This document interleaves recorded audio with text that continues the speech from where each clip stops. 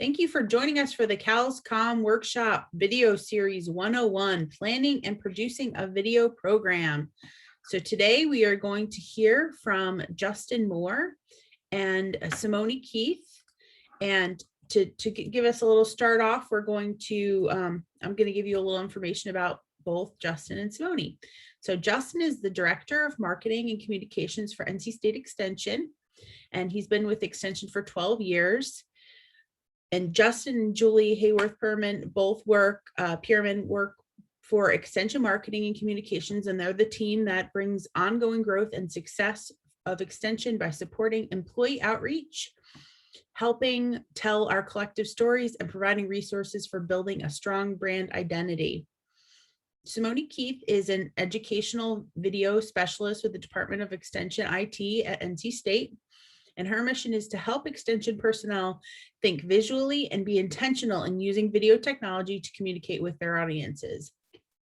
So today we're going to hear, and I want Simone, he's a native of Brazil and a chocoholic. So those of you who may have that in common, feel free to stick around and discuss favorite chocolate after the session.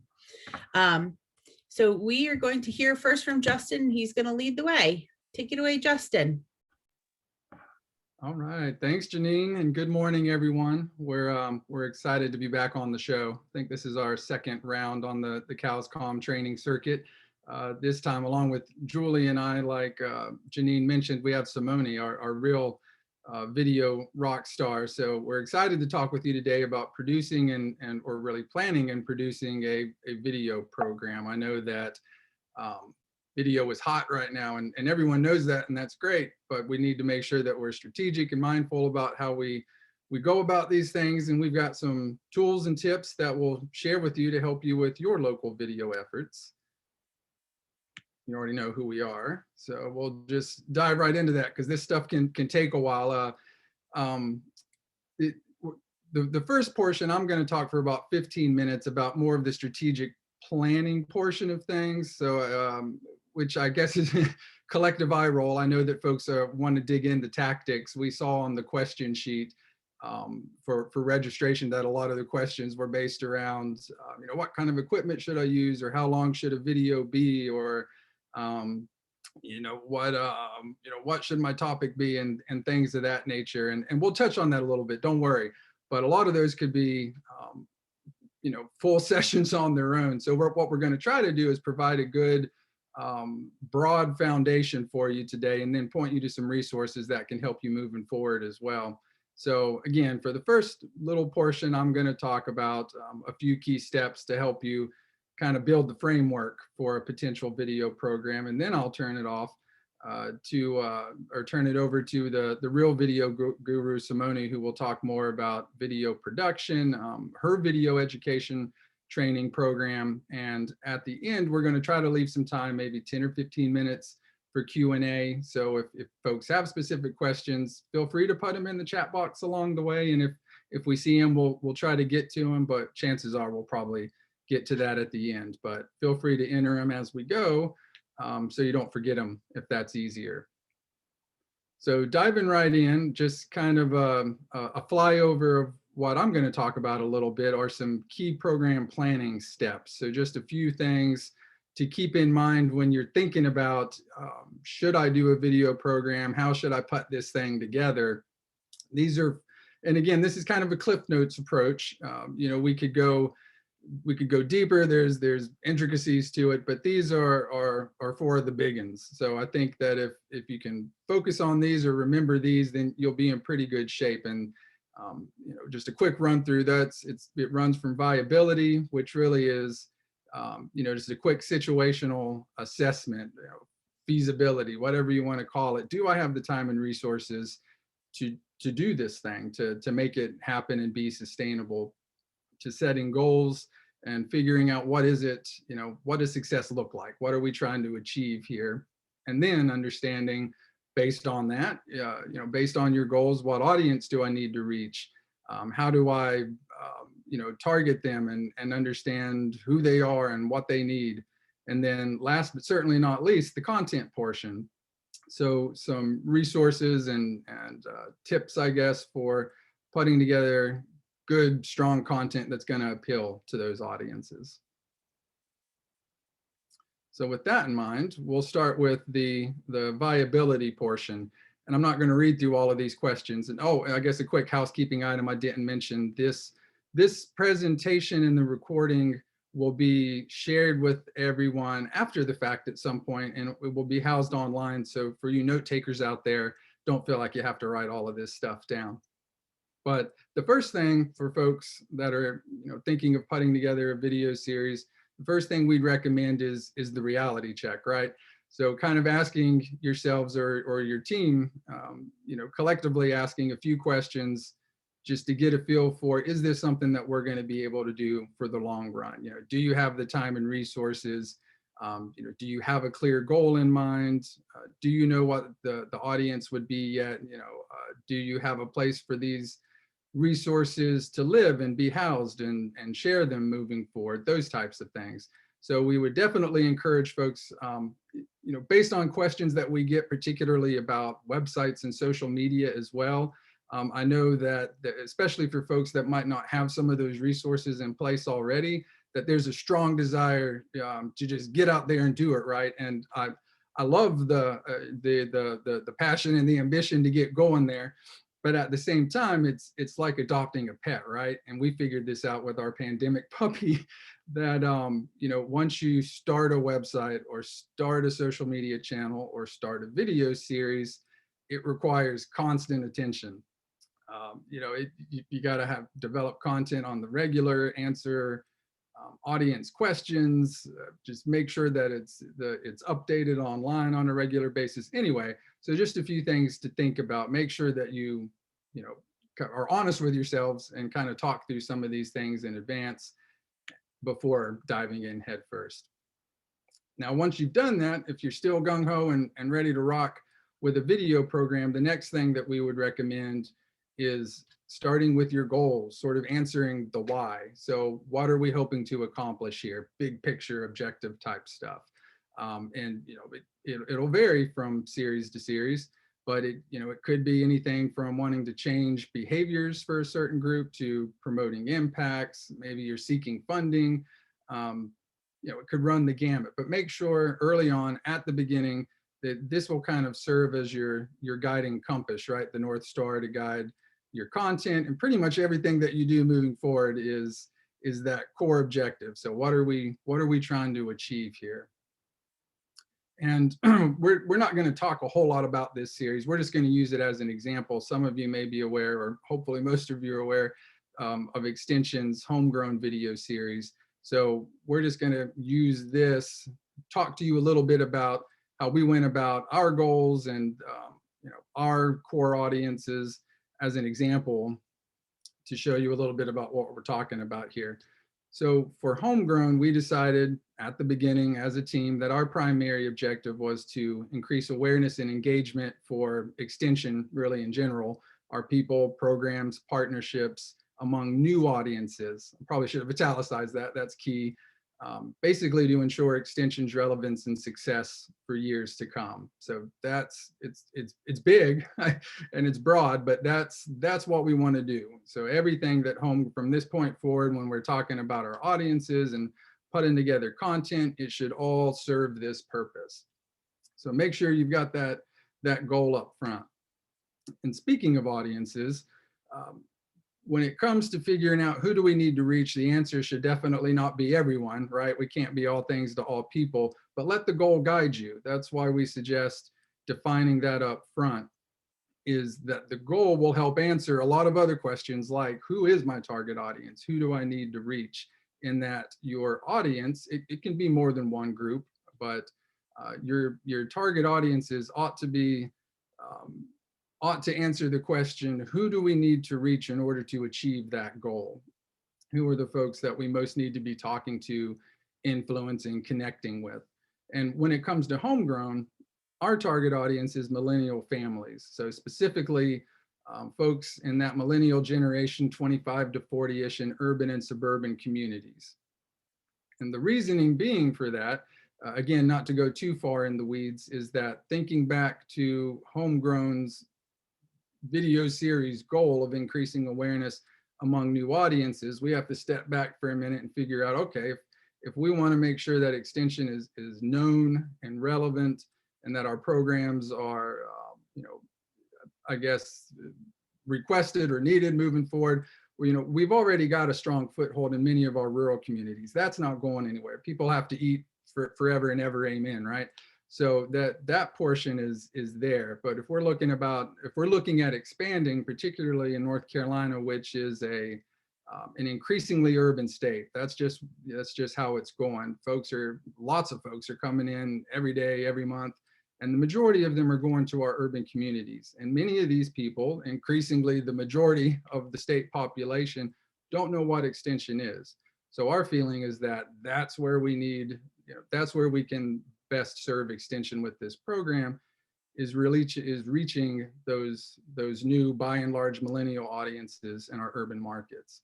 So I'm not going to run through all this, but this is just an example of some I guess, of the profiling or demographic information that kind of reinforces that millennials are out there in force, and particularly will be in the next 10 years or so. So if we're looking ahead in 10 years and we want extension to still be at the forefront, and hyper relevant across the state, these folks have to know who we are and what we do and be engaging with our programs. So that's what we seek to do with Homegrown. So when it comes to your video programs, again, at this point, we've gone through the feasibility. We know we got a chance. We can do this. You've got your goal. You know who who you want your core audiences to be. We highly encourage you at this point to put together, and this doesn't have to be super fancy or uber detailed, but to kind of build audience personas, even if it's just a brief profile to better understand who these folks are. So after you've answered that initial question of who are our key audiences, take some time to note details for each of them.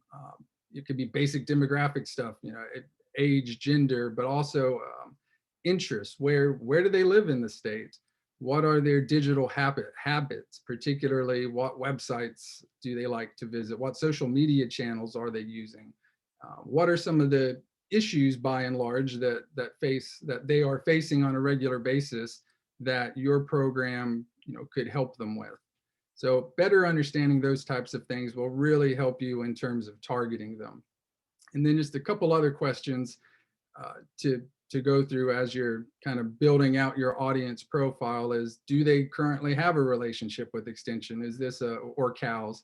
Is this a new audience who doesn't really know who we are, as is the case with Homegrown? Or maybe it's an existing audience that you want to do something different or take part in another program. But just being mindful of that is important, as is understanding what the competition is. So when we say competition, we mean the alternatives. Maybe it's YouTube videos. Maybe it's the Google. The Google is always competition. It could be neighbors and friends reading a book. It could be a lot of things, but what could they be doing instead of interacting with you to get what they need so that you can make your video program that much more enticing to them? And then ultimately, the biggie really is what's the value proposition, right? Why should they connect with you? What's in it for them?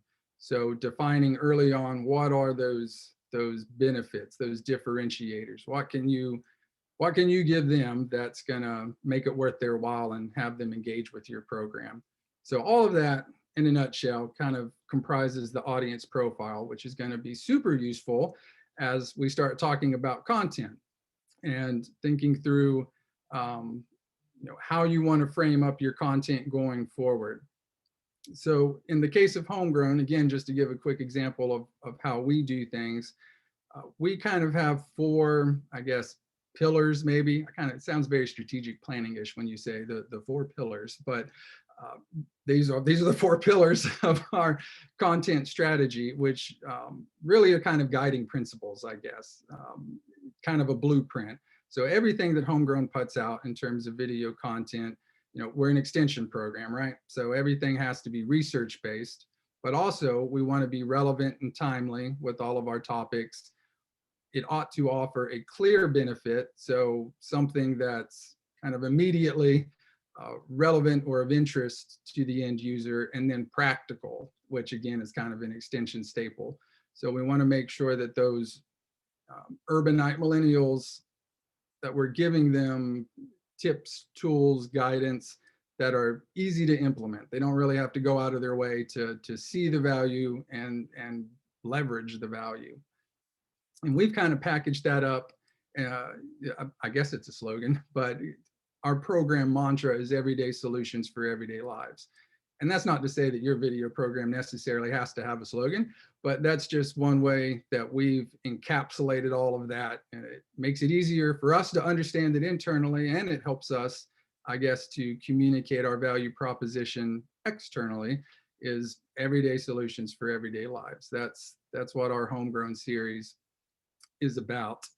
Now, something else to keep in mind, and again, this is how we do it with Homegrown, but it may or may not be necessary with your video program, is that our core audience, while tightly defined, is broad in terms of their interests. So what we've done is create 3 separate but connected categories for the program that basically these align our target audience interests with our areas of expertise. So where can our connection points be? And that ended up being in the garden, in the kitchen, and on the farm. So that just helps us better organize our content.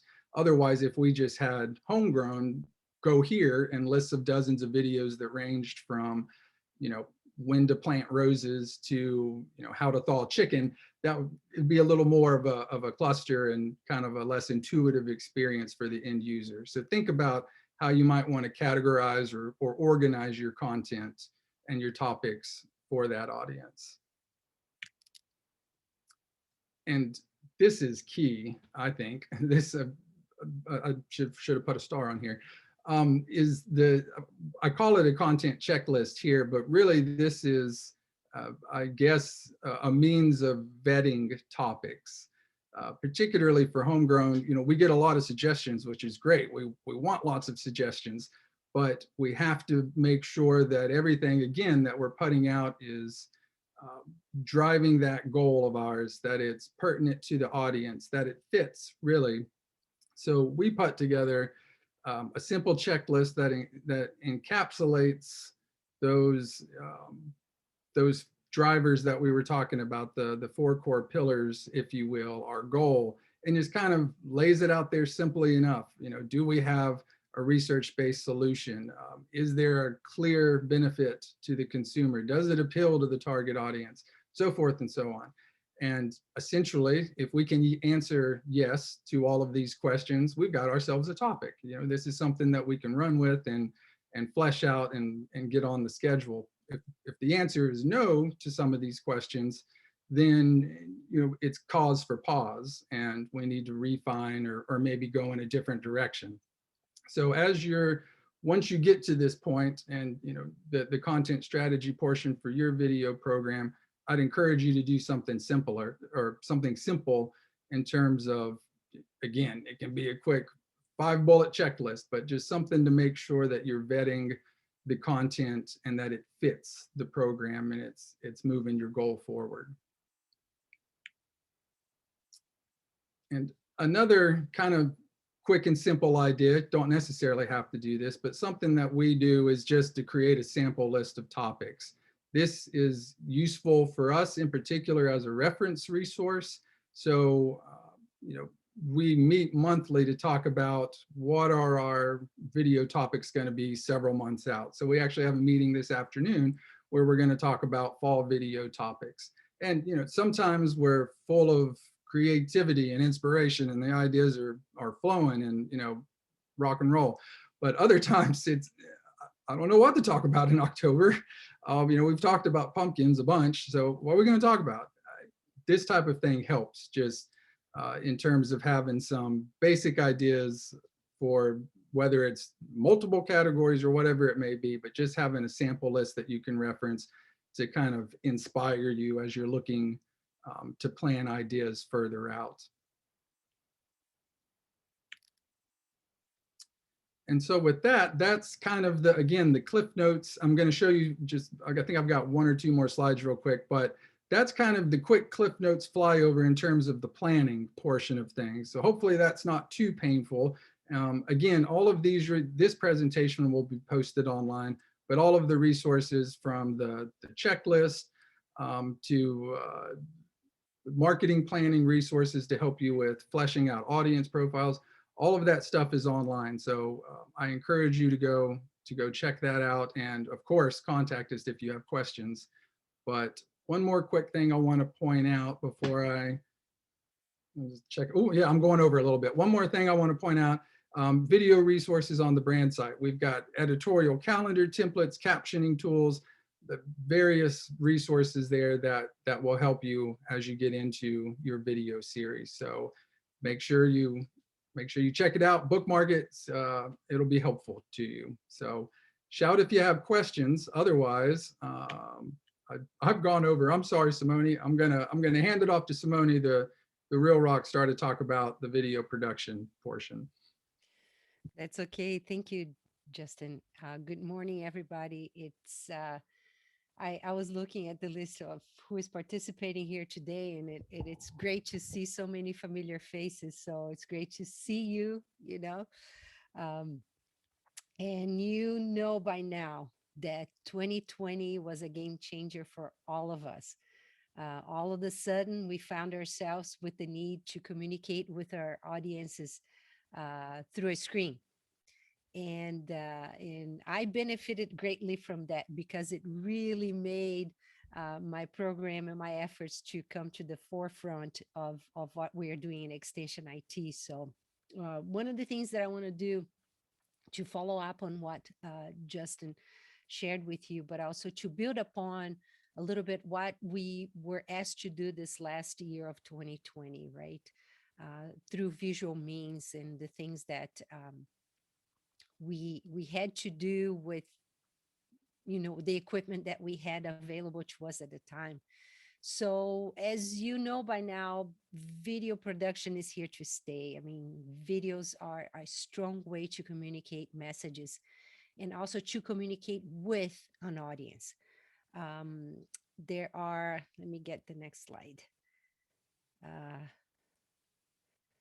there are there's a projection by Cisco that as you can see, they had made this prediction 2 years ago for the year 2022, and they said that 80% of all content, created content, it's going to be in video format.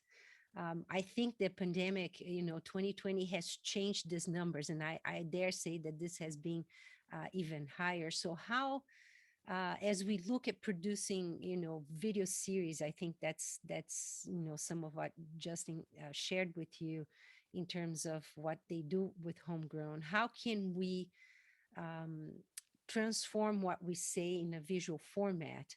But also, one of my preoccupations is like, if there's this big demand for video, we need there are a couple of things we need to think about. We need to educate ourselves on how to tackle this in a way that the content we produce will represent as well. And that's one of the things that I always emphasize, is that whatever we put out there, it doesn't need to be perfect, it doesn't need to be super highly produced, but it has to represent as well. It cannot uh, you know show us in a bad light, because our organization is the thing that we need to care the most about. So whatever we do, we need to present some good content out there. And the second thing is that it's gonna take a little bit of learning, right? So I know, producing videos is not something that we can do on the fly. There are a few things that we need to master, or, master perhaps is a strong word, but there are a few things that we need to have command of in order to create videos that are engaging and create videos that are representing as well. But look at here, the number one demand for video content is relatable content. Um, as you're familiar with, YouTube videos by now, that 2020 has made a lot of stars out of YouTube because people just started to talk about their houses, how to organize their closets, how to, make bread in their kitchens. I know that, my husband retired last year and he is baking bread. And every time he comes out with a different bread, it was like, where did you look for this recipe? Well, I just watched this lady on YouTube and she's great. So there's this very big need for relatable content. And by that, I mean, we need to consider uh, the content of our videos in a way that it doesn't necessarily share numbers, uh, facts, right? We need to get to people's hearts to make their minds engaged, right? So what we need to do is to communicate, and I know that a lot of you have been through our workshops, and we've been emphasizing story, right? Story is something that people can relate to. If you share with me that, you're trying to fill up your tank and there's a little shortage of gas distribution in Raleigh, and you had to go to this gas station and be on the line for an hour before you could fill your tank. Well, that is something I can relate to, instead of saying, 80% of people who own cars in Raleigh stayed for about 2 hours on average. There's a difference in the way that we need to learn how to communicate our messages to be able to be more effective. And this is one way that we've been pushing. And I hope that you consider, as you organize your content, that you consider sharing that content in a relatable form. Okay. And I see Leslie's here today. Leslie, thank you for all your videos. I haven't seen some lately, but these are some of the videos, and we got a lot of great content. And listen, you all, these are all content made by agents, right? These are all content that has been produced by agents on their own, organizing their content, recording, editing, and sending the video to us to post. So all of these videos here have been great videos because they are relatable and they use the format of a story to convey the messages that they're trying to convey, right? So we had things from people from soil sciences, people from nutrition. We had horticulturists sharing their information. We had animal livestock agents talking about how to take care of their sheep, and we had 4-H people engaging with videos, and they were great. They were fantastic, but they really took to heart the things that we've been encouraging them to do. And this is just a small simple, if you don't see your face here and you created videos and you send it to us, so don't freak out. It's because just this, it's just an example to give you an idea of how many videos have been done. Well, one thing that was on the list is a lot of people have a lot of questions about how long should my video be, right? And all these videos here were under 3 minutes, okay? And they were all shared in a format story, okay? So the idea of format is the reason for that is because the stories will engage people who are watching your videos, right? 500,000 videos were sampled for the time that these videos need to be. And the sweet spot for that was around the 2 minute. It was about the 2 minute mark. And you see how the curve drops, right? As your video increases in time. And so you say, well, Simone, I cannot tell how to prune a tree in 2 minutes. It's too short of a time span that I cannot do that. Well, this is what we're talking about. If you create a series, if you create um, a video that you need 10 minutes to talk about something, but you break it down in small and short segments, that each segment is going to be around that 2 to 3 minute mark. Guess what? Your engagement, your audience is going to be able to engage with you a whole lot easier. And you know that if you go to YouTube and you look at some of the videos that are out there, I certainly look for the ones that are the shortest. I'm not going to go and click on the one that starts at 10 minutes. If there's one that talks about the same thing and it's done in 3 minutes, that's the one that I'm going to go to. So really, it is a really, you really need to grasp this concept, because a lot of people come up with, videos that are like, 20 minutes long. Well, if they are 20 minutes long, they need to be super engaging, right? And so consider the facts and consider the statistics. Look at this other number here. You have 10 seconds to grab your viewer's attention, right? Look at how that time decreases as if your video becomes less and less engaging. By 2 minutes, you're losing 60% of your audience. They're already not staying with you, right? So those are, I'm sharing the stats to make you really understand what is really, really important in video production. We are talking about time. We are talking about story. Those are the things that we've been hammering all over because they work. We know that successful videos are the ones that abide by these types of parameters. What is a format that we have been teaching? So some of you have taken the workshop a long time ago, right? Like a couple of years ago. And the more, and you know that Bryce is my co-teacher at the workshops.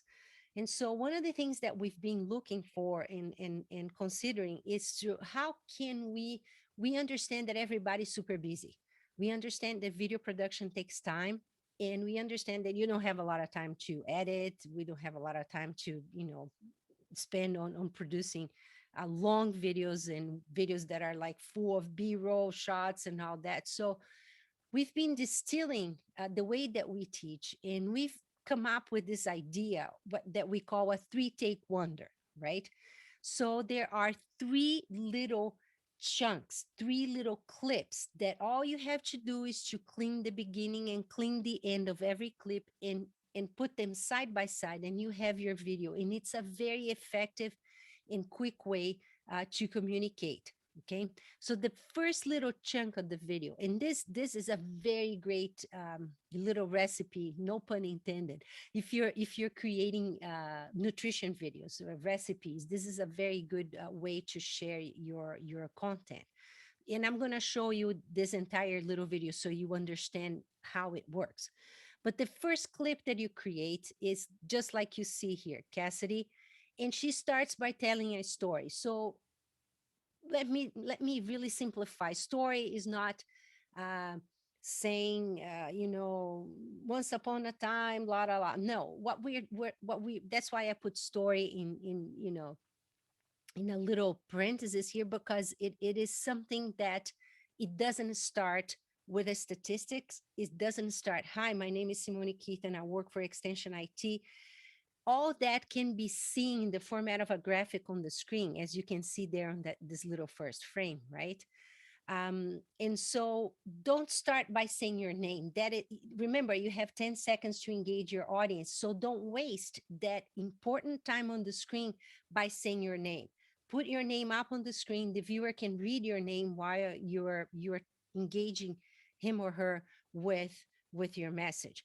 Then the second little chunk of that, the second clip, is your demonstration. So you can go to a close-up of something that you are trying to demonstrate, right? In this case, Cassidy is going to talk to you about how to make this delicious, banana muffins. And she demonstrates all that. That's 1 second shot. You don't need to move the camera. You don't need to do anything. And then the third shot would be what we call the invitation, the call to action, right? I engaged you with a story. I showed you how you can do something. And now I'm going to say, hey, if you would like to learn more about nutritious recipes, please follow, this is my URL. Follow me on this website, or give me a call, or I'll see you in the next video, whatever would be. But just try to engage or try to invite your audience at the end as well, so that they're going to be prepared, or they're going to be looking forward to your next video. Right? So now let's go and let me let you watch this entire video so you understand how the parts go together.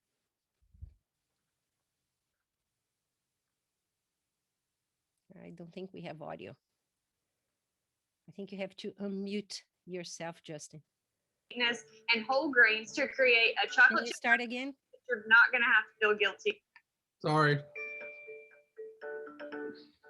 Breaking up with added sugars can be really difficult. Today's recipe uses ripened bananas for lots of natural sweetness and whole grains to create a chocolate chip cookie recipe that you're not going to have to feel guilty about. The first step in this recipe is to mash your bananas.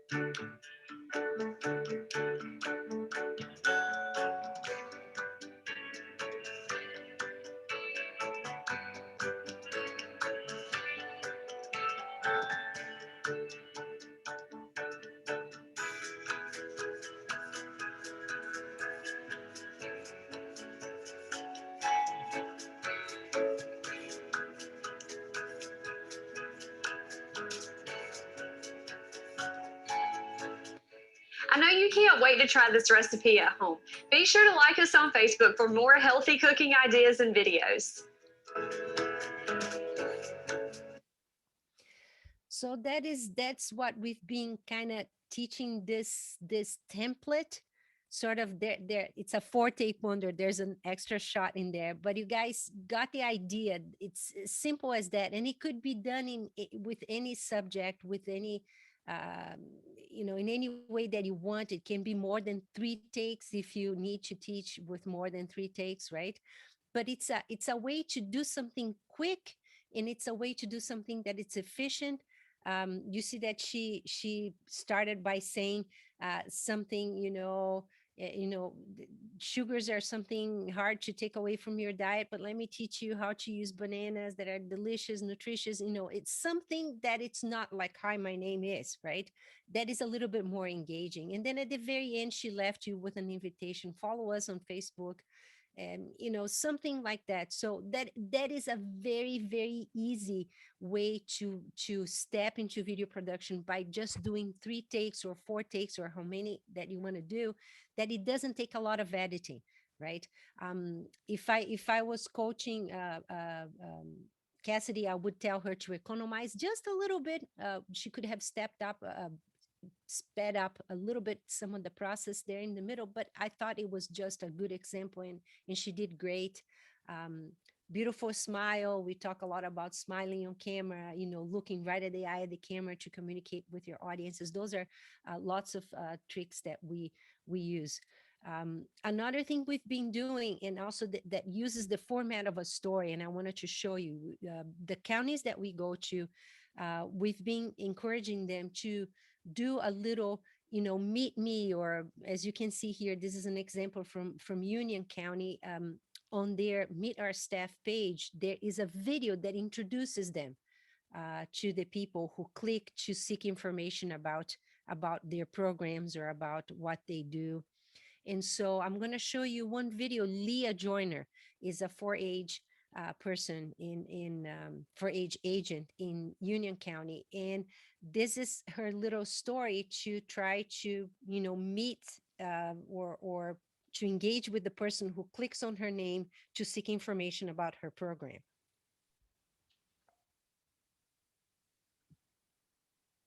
Having grown up in the 4-H program as a little girl, I remember the presentations, the project record books, all of the things that 4-H offers that helps you grow in confidence and in self-worth. Today, as a 4-H program assistant, I can use the things that I learned as a youth into what I do now. I love seeing the impact that 4-H can have on youth. And I do that through summer camps programs, having kids run around this garden and do a scavenger hunt, things like that. I love seeing the interaction with the youth. So if you're interested in volunteering with the 4-H program or becoming involved in the 4-H program in any way, please give me a call. I'd love to hear from you.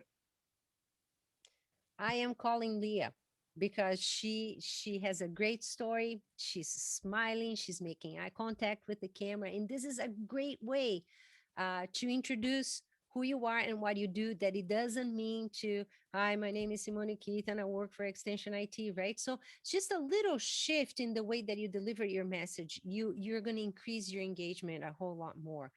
And hopefully we've been working with county by county, and all the counties are choosing to put something on their Meet the Staff page that it's engaging, just like you saw Leah's video.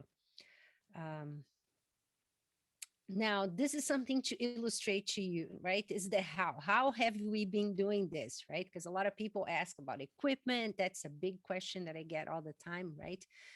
As you can see here, this is during the pandemic, right? During the lockdown when everybody was home, right? Look at what, the West, the CBS 17 meteorologist had. He was using his phone, right? So we've been learning that this is a great camera, y'all.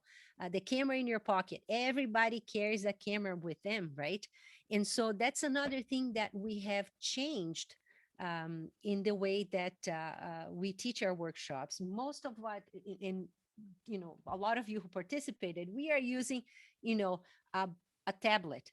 We are using iPads and iPhones or tablets and smartphones to teach you how to do camera work. You're going to be amazed what you can do with your smartphone, but there is a little bit of a commitment to learning how to use it, right? Because it's not necessarily a point and shoot things. If you want good audio, you're going to learn, you're going to have to learn how to use a microphone, right? If you want good video, you're going to learn how to control certain settings on your device so that your video will turn out good, right? We talk a little bit about lighting. We talk about editing. And so there is a learning curve, but don't be, don't have in your mind that you have to have ultra sophisticated equipment. As you can see here, something as simple as your phone is going to render you some pretty good video if you take the time to learn how to operate that little piece of equipment, right?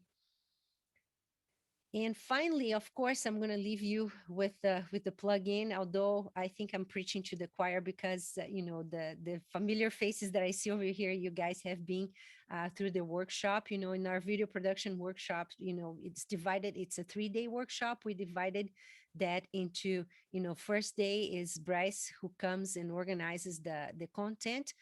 He helps you identify not every content is suitable for video. Right. So we kind of try to guide you in thinking about what you want to share. What is your message, right? And then help you organize that content. We practice in front of the camera skills. And then I come on the second day and I teach the camera skills. So you step behind the camera and learn about how, learn how to operate this piece of equipment and some of the tricks. And you have a lot of hands-on time with me. And then in the third day, we've been using Adobe Premiere Rush as the editing software. And so that is another simple, we thank Adobe for coming, up with a very simple editing software that we can use and makes the process a whole lot simpler for you as well. So with that, I just want to encourage you to participate if you have not done so. And I am, a resource. We have not taught a lot of workshops on campus. I've taught a lot of workshops in the counties, and I am totally open to scheduling workshops on campus if you like to participate. And just let me know, contact me. I hope this has been helpful. Thank you so much.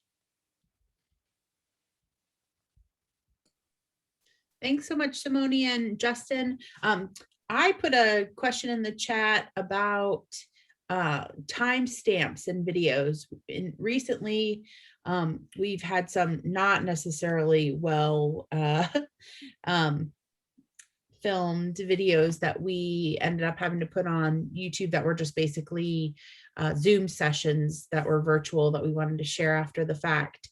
And some being more than an hour, and we put timestamps in. And I just didn't know if you knew about the effectiveness of that and how that, if that was like a good idea to do, because we were talking about having things in segments, how that kind of configures. Yeah, that's a very good way of segmenting, a long video, because people can jump into a segment that they want to watch. They don't want to, watch the introductions, and they don't want to watch this or that, but they can jump to their segment. One thing that we share with everybody, it's like, if you send me your video and you want that to be posted on our main extension channel, YouTube channel, we encourage we encourage that will be we hope that will be a video put together, not a recording of a meeting or a Zoom session. We encourage people that if that's what you have, if you have a Zoom session that you recorded and it was a presentation, was educational, has great value, we believe in all that, that be shared through a Google Drive um, tool, instead of being posted on a YouTube channel.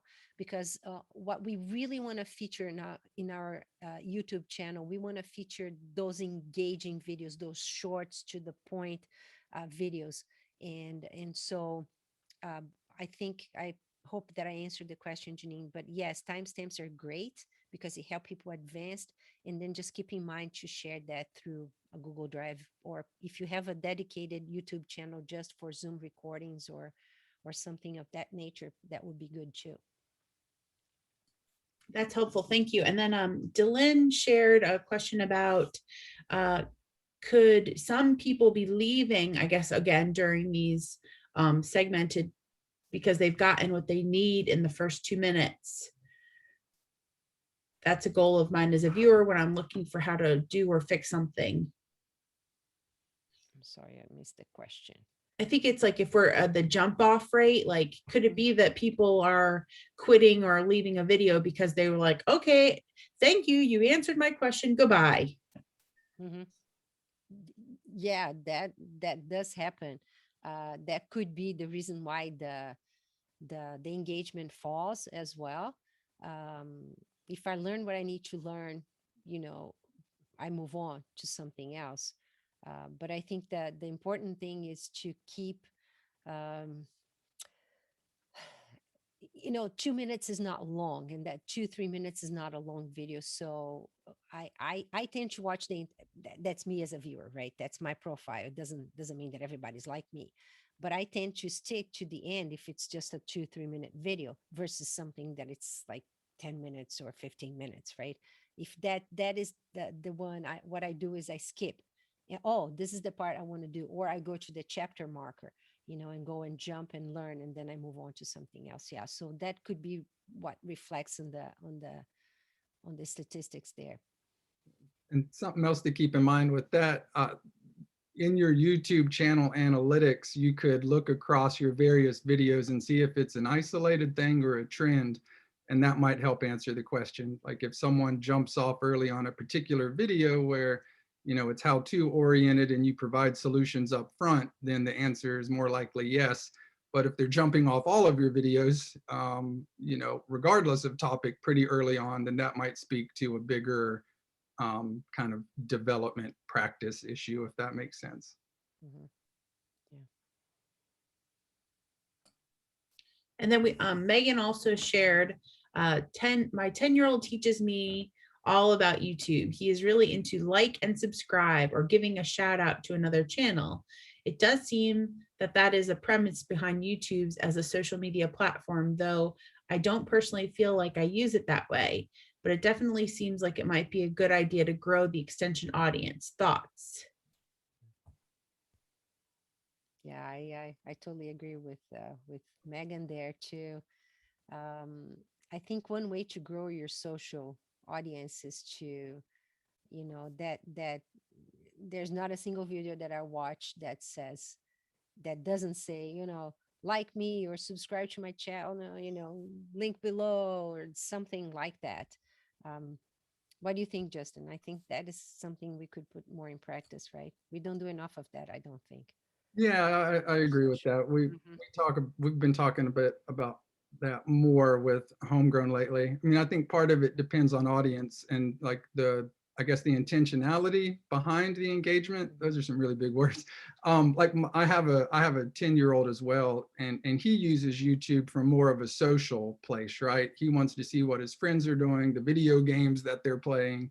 And so it's more about connecting for him, not saying that it's not for adults, but my purpose behind using YouTube is less, hi, I want to go meet people and see what video games they're playing. It's, I want to know how to change the air filter in my car because my AC is crapping out on me. So, you know what I mean? It's very different in terms of the purpose. So I would say, again, kind of go back to your audience and, you know, how are they using your videos? And, but regardless, yes, I think, you know, particularly for Homegrown, we're trying to do a better job of encouraging folks to subscribe to the newsletter, to get them on the website, just to make sure that the YouTube engagement isn't a one-off, right? That we're trying to build longer lasting relationships there and keep people in the extension universe, so to speak. So yes, short answer. There was also a question earlier on, or from the registration portal about closed captioning. Are there some easy tools for creating closed captioning? The tool that we recommend, we use rev.com. It's about $1.25. Thank you. $1.25 a minute. Of all you have to do, it's super easy. So it's worth paying $1.25 per minute. You send them your YouTube link for your video. They, in 24 hours or less, they will send you, they'll caption your video and it's already posted and you're done. So that's a paid, obviously, per use service. If you want to do it yourself, I don't know of many tools that can, other than you sitting there and typing. And that's another encouragement to keep your video short, because if you're doing your own closed caption, right? A easier way, as I think about it, a easier way, if you want to do it yourself, upload your video, let YouTube do the automatic closed captions. And once YouTube creates the captions for you, you can go and punctuate and correct for grammar and spelling. So that's one way of doing it. Let YouTube do the heavy lifting for you, and then you just go and edit the closed captions that are created there. But don't rely on that for being the final cut, because YouTube doesn't, for me, a lot of times it doesn't understand my accent, and so it really messes up your captions. And so you have to go there and correct. But those are the two things that I would recommend. And I don't think it matters what kind of accent someone has, but no matter if you say CALS, it always becomes cows, no matter what. The editing of captions on YouTube is really easy. It does not take long at all to just capitalize or add punctuation, and it's free. I recommend that too. There you go. Mm-hmm. So Julie, you put in the chat about how initially you were using lots of different methods for pushing people to YouTube, but now that you've kind of built up the audience, you are spending more time on the actual YouTube platform. Will you talk a little bit more about that before we come to a close? Well, it was actually kind of the opposite.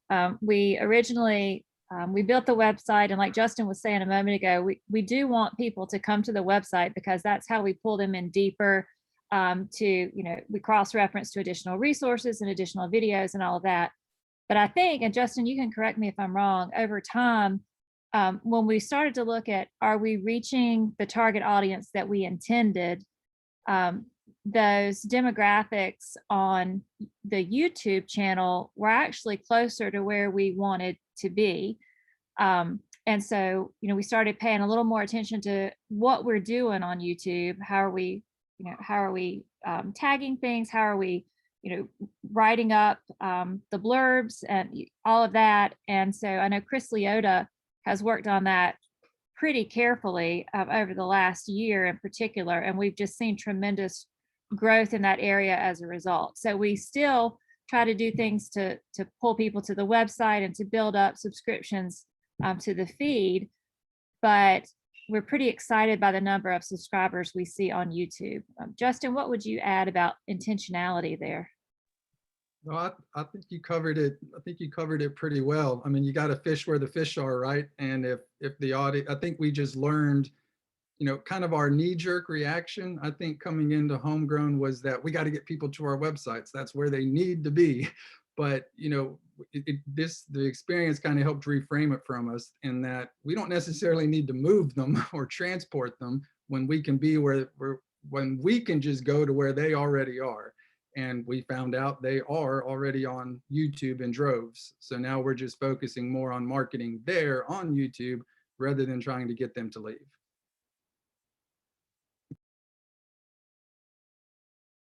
Oh, and before we go, totally different topic, but Cynthia has been waiting patiently with her hand raised. So if we can give her a chance to ask a question before we close out. Thank you, Justin.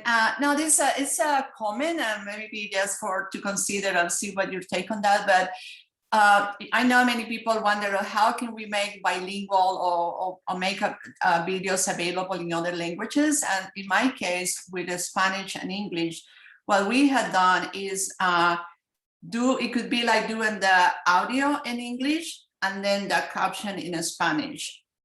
So that could be a really good way, or like the disaster preparedness that we are working on now is audio in Spanish and then the captions in English.